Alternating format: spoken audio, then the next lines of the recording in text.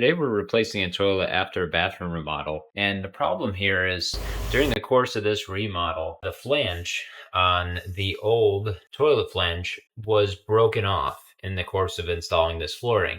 We have to replace this toilet, but when this flooring was replaced, someone destroyed the existing toilet flange. So we can't just add a few extension rings. Plus, you can see the depth of this is much lower.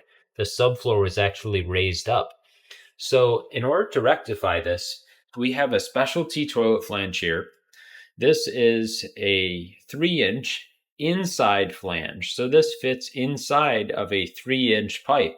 And so this also has a 4-inch extension on it. So we're going to be able to install it on the inside of the existing 3-inch and then glue and then fasten it to the floor and install our new toilet right on top.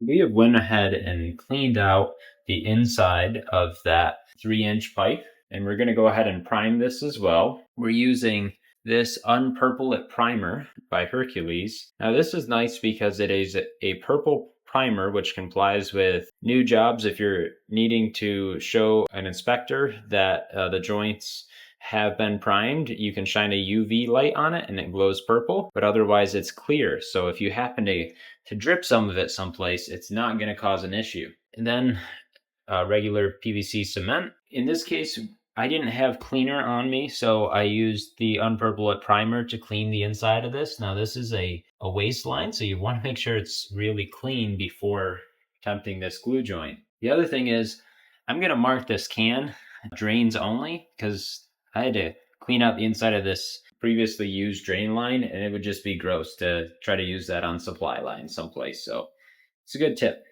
And here's what it looks like when it's all done.